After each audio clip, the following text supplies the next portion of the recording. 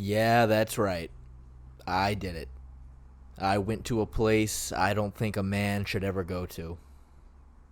I watched a bunch of Belal Muhammad fights. Look, I don't want to be mean to the guy, but the other day I made a video where I referenced his fight with Gilbert Burns, and I swear to God I did not know his name. Honestly, must have heard it before. I mean, I've seen some of his fights, I've seen the memes about him, but I did not know this guy's name. See, I don't really have a script when I make these videos. So when I went to reference his fight with Gilbert Burns, I completely got stunned by the fact that I don't even know this guy. I kind of had a gut feeling that his name was Amir or something like that, and I thought about just rolling with it and seeing if I got it right after I posted. Thankfully, I decided against that. So I decided to get more educated on the guy. Like I said, though, I have seen him fight before, so I had a decent understanding of his skill set. But going back and really analyzing him, I will say he actually is pretty good. He's just pretty good in a way that's not that significant. According to his Wikipedia page, he wrestled in high school and did some wrestling in college, but he didn't go D1 or anything like that. But in the octagon, he does have very good takedowns and very good takedown defense. He absolutely wrestle-fucked Wonder Boy. He defended all of Damian Maia's takedown attempts on him, but the fight that probably impressed me the most was his second fight with Vicente Luque, where Luque, his entire strategy was to get Belal constantly backing up, because it is very difficult to shoot when you're on the back foot. And Luque was successful at this. He did push Belal back almost the whole fight. Yet, despite this, he was still able to hit him with some really good timed takedowns, which against someone like Luque was very impressive. But, impressive in sort of a relative sense, because frankly, who gives a shit?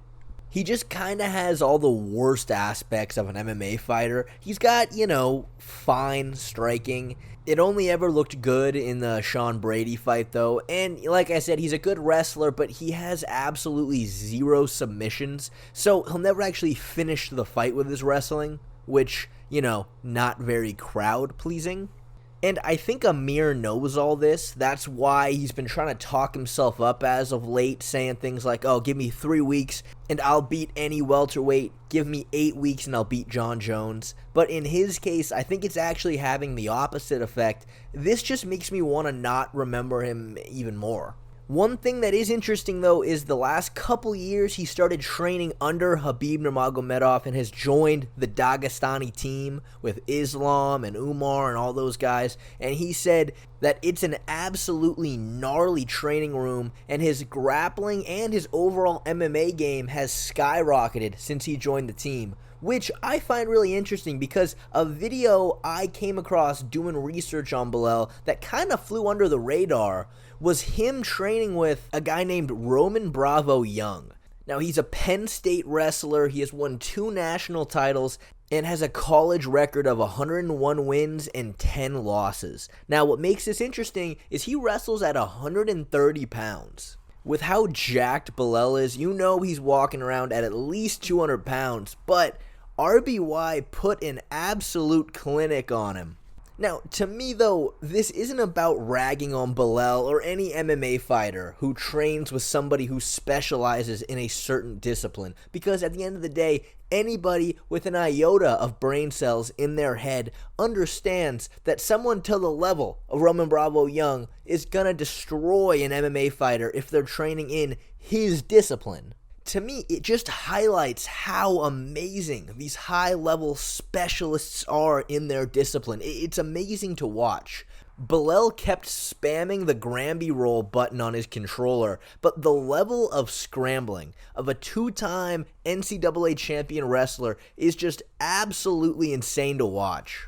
The speed at which he counters Belal's takedown attempts and then spins around to his back just shows how many levels there are when it comes to wrestling. And with that being said, this shouldn't be a surprise to anybody, but everything I have just said has all just been an intro to really talk about Bo Nickal. Because, let's be real, Belal Muhammad, there's just not enough interesting things to carry all the way through to the end of the video, so we're shifting gears. You see, RBY here is outweighed by a minimum of 40 pounds. Yet he still put a beating on Amir. And like I said, he is a very accomplished collegiate wrestler, but his accolades aren't even close to Bo Nickal's. Bo Nickal is simply one of the greatest collegiate wrestlers to ever live, and not to mention a U23 world champion. Everybody is talking about a Khamzat Bo Nickal matchup at some point. Well, look, Khamzat,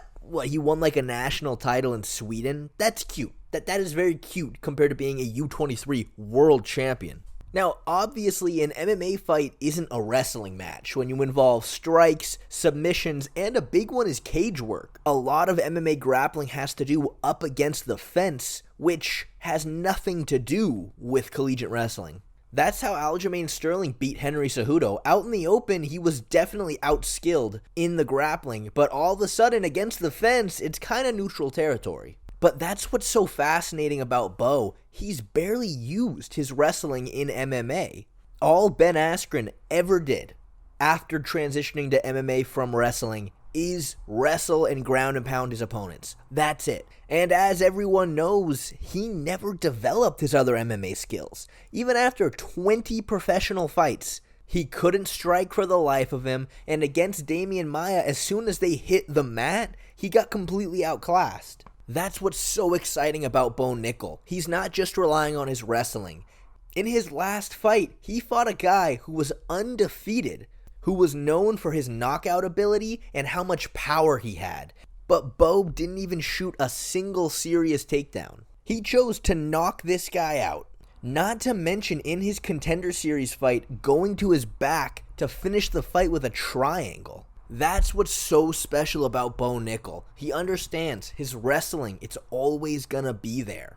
But these other MMA skills, it takes a lot of work and a lot of time to develop them to an elite level, and he's starting really early.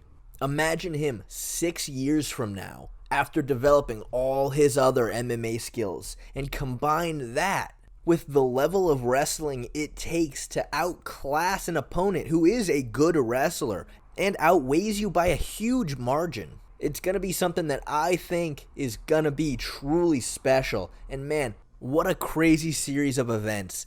I attempt to get more educated on the one, the only Belal, remember the name Muhammad, but by the end of it, I'm just excited for a Bo Nickal future.